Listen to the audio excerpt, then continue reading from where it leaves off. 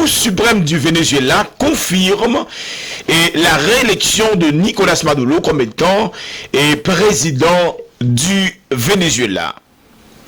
Ce jeudi, la Cour suprême de justice du Venezuela a confirmé les résultats de la commission électorale et a reconnu Nicolas Maduro comme président élu du pays pour 2025-2031.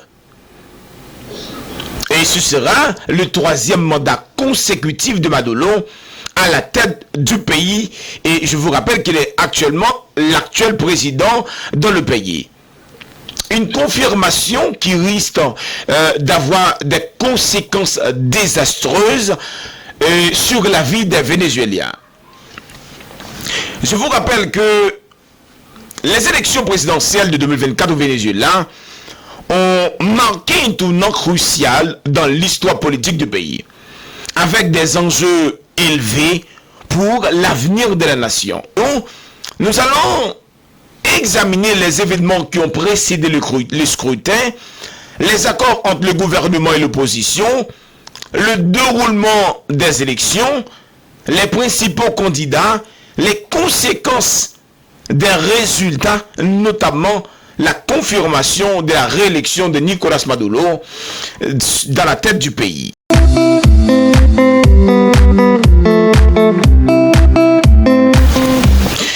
Mesdames et messieurs, bonjour, bonsoir, bienvenue sur Le Monde en Contexte. Aujourd'hui, nous allons parler d'un pays fascinant et incroyablement riche en ressources naturelles, le Venezuela. Ce pays possède d'énormes réserves de pétrole, de gaz naturel, de minerais tels que l'or, le fer, ainsi que de vastes étendues de terres agricoles. Mais malgré cette abondance, le Venezuela traverse actuellement l'une des crises économiques les plus dévastatrices de l'histoire de l'Amérique latine. Un pays qui autrefois avait un avenir prometteur est maintenant plongé dans le carreau, avec des politiques économiques et diplomatiques pour certains ambitieuses, mais aussi très controversées. Dans cette vidéo, nous allons examiner comment ce pays autrefois prospère et prometteur a sombré dans une situation désastreuse à cause de la politique économique et diplomatique audacieuse, mais controversée de ses dirigeants. Alors, Cour suprême du Venezuela a confirmé ce jeudi la réélection de Nicolas Maduro pour 5 ans à la tête du pays. Une confirmation qui risque d'avoir des conséquences dévastatrices sur la vie de la nation, compte tenu de la position des États-Unis d'Amérique et la position de sa bande, de ses amis de l'Union européenne. Contexte. Nicolas Maduro, qui est le choisi de Hugo Chavez. Hugo Chavez, je vous rappelle, qui est un ancien président du Venezuela. Eh bien, après 2 mandats consécutifs, Hugo Chavez a choisi Nicolas Maduro pour le remplacer à la tête du pays. Une décision qui a été critiquée par plus d'un, puisque beaucoup de personnes espéraient que Hugo Chavez allait choisir un général pour mettre à la tête du pays. Après cette élection que Nicolas Maduro a gagné haut la main, eh bien, il a continué avec les mêmes politiques économiques et diplomatiques de Hugo Chavez. Eh bien, les États-Unis, pour sa part, ils ont mis des sanctions sévères sur le Venezuela. Le Venezuela, un pays autrefois riche, un pays avec un avenir prometteur, se voit confronté avec une crise économique dévastatrice, on va dire une crise sans précédent dans l'histoire de l'Amérique latine.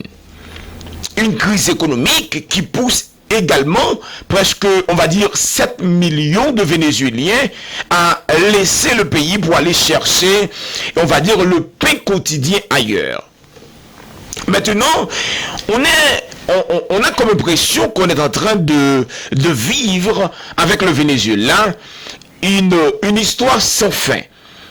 C'est le 3e mandat de Nicolas Maduro, et après chaque mandat, beaucoup de pays, surtout les pays occidentaux, ils critiquent les élections dans le pays et ils, d'une manière pour pressurer Maduro, il annonce des sanctions sévères, des sanctions de plus en plus sévères sur le Venezuela. Maintenant, compte tenu de la crise profonde qu'il y a dans le pays, Nicolas Maduro se trouve entre le clown et le marteau.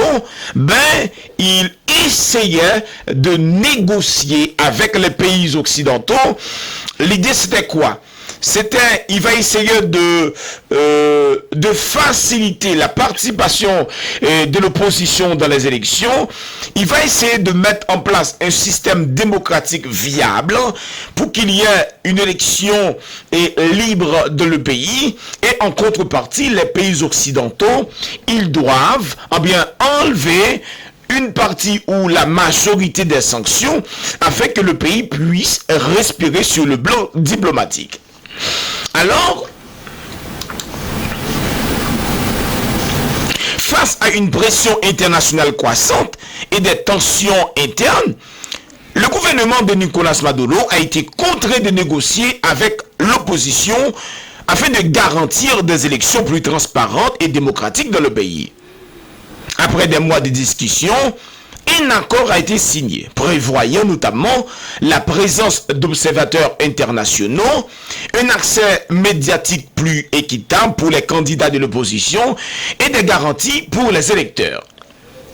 Ces accords ont été perçus comme une tentative pour la communauté internationale de légitimer le processus électoral dans le pays après plusieurs accusations de fraude et de manipulation lors des précédents scrutins.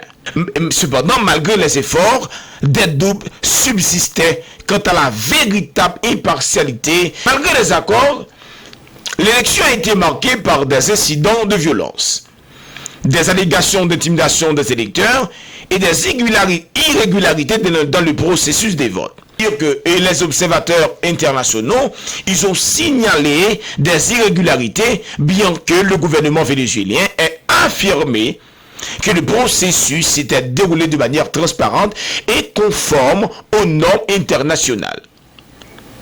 C'était aussi la position de PT, Parti travailleur au Brésil, et qui a comme président Luis Inácio Lula da Silva. Maintenant, les résultats des élections. Les résultats des élections ont confirmé la réélection de Nicolas Maduro comme président du pays, ce qui déclenche une vague de protestations à travers le pays. Et l'opposition dirigée par González, avec le soutien de Machado, a refusé d'accepter les résultats, dénonçant une fraude massive et appelant des manifestations de grande ampleur dans le pays. Cette situation qui a plongé le pays déjà en crise dans une nouvelle crise politique, aggravant une situation économique déjà catastrophique.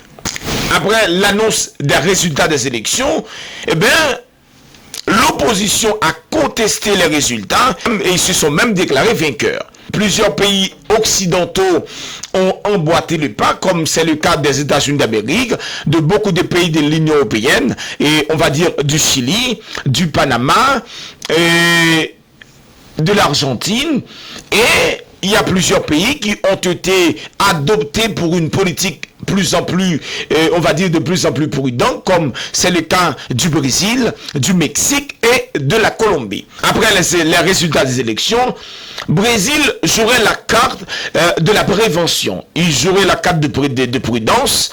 Brésil jouerait la carte de prudence. Pourquoi? Parce que s'il y avait un pays dans l'Amérique latine qui avait beaucoup plus à perdu dans ces élections, c'était le Brésil.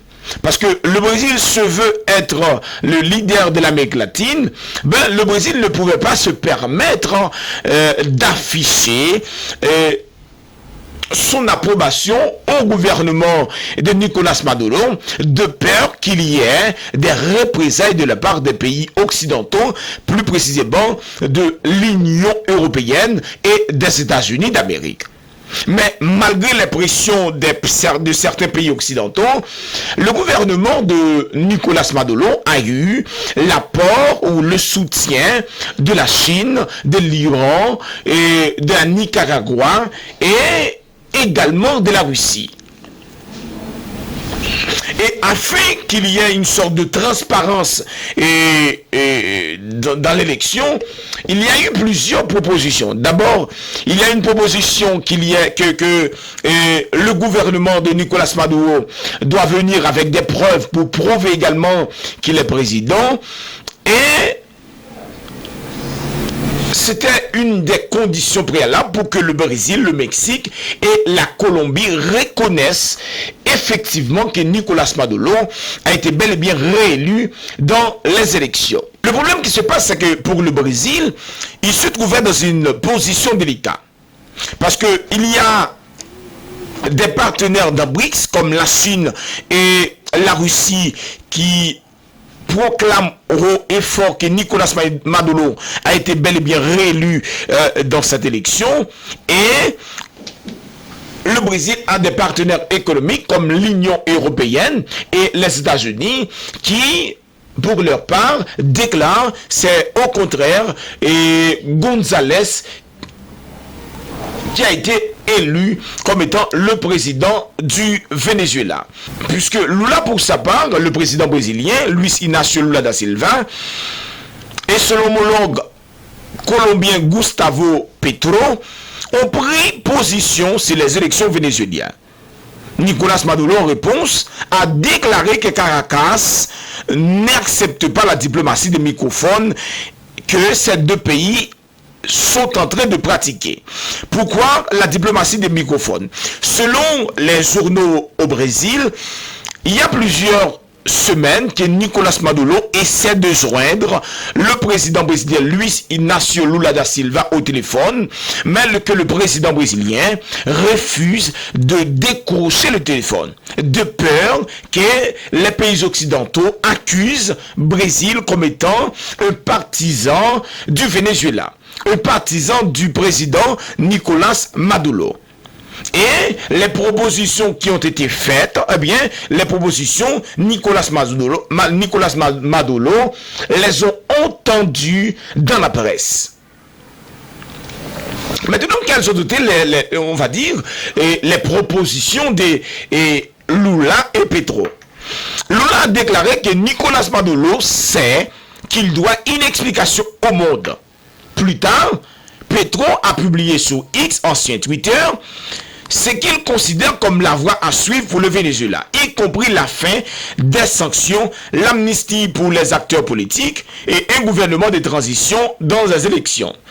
Maintenant, ce que les propositions de Lula et de Petro ont été tous les deux critiquées par Nicolas Maduro. Lula a déclaré que Maduro doit des explications au monde entier, et Petro, pour sa part, a proposé pour sa part au Nicolas Maduro d'accepter un gouvernement de transition, et en contrepartie, les pays occidentaux, ils vont enlever les sanctions qu'ils ont mises sur le Venezuela, et pour Nicolas Maduro et sa bande de politiques, eh bien, ils auront l'amnistie, il n'y aura pas de poursuite pénale et juridique contre lui et ses amis. Des propositions rejetées par des revers de main et par Nicolas Maduro. En réponse, Maduro a déclaré concernant le Brésil que le gouvernement Bolsonaro, allié de l'extrême droite fasciste au Venezuela, a également crié fraude et n'a pas accepté la défaite aux élections 2022. Également, et effectivement, en 2022, lors de la réélection pour le 3e mandat de Luiz Inácio Lula da Silva à la tête du Brésil, l'extrême droite au Brésil, ils ont critiqué le scrutin et ils ont déclaré qu'ils avaient des fraudes et des irrégularités dans la machine électorale. Quoique, Jair Messias Bolsonaro était le président sortant lors de ces élections. Et pour sa part, et pour la Colombie, Nicolás Maduro déclare qu'il n'a jamais critiqué la politique interne de Colombie, parce que je vous rappelle, au Colombie, il y a un groupe armé opposé au gouvernement établi et que Nicolás Maduro a été choisi comme étant médiateur entre les deux partis. Et pour Nicolás Maduro, il a déclaré, malgré le fait qu'il est le médiateur entre les deux partis, il ne s'était jamais s'arrogé les doigts d'intervenir dans la politique interne de la Colombie. C'est une manière pour dire que Nicolás Maduro n'accepte pas ni la proposition de Luiz Inácio Lula da Silva et ni la proposition de Gustavo Petro, je vous rappelle, qui est le président de la Colombie. Maintenant, la question c'est, dans ces contextes, quel avenir qu'il y a pour le Venezuela? Dans ce contexte, il y a plusieurs scénarios. Premier scénario, c'est que Nicolás Maduro peut décider de rester au pouvoir et affronter une partie de la communauté internationale qui n'a pas reconnu sa réélection, comme il l'a déjà fait dans les 2 premiers mandats. Il peut accepter une transition proposée par Gustavo Petro, ou lui et sa bande et ses amis, ils ont accepté une transition et laissé le pays dirigé par un gouvernement de transition, tandis que eux, ils vont bénéficier d'une amnistie internationale, donc il n'y aura pas de poursuite pénale contre eux. Et il y a une 3e scénario, c'est d'accepter la proposition de Luiz Inácio Lula da Silva, c'est-à-dire accepter qu'il y ait un deuxième tour.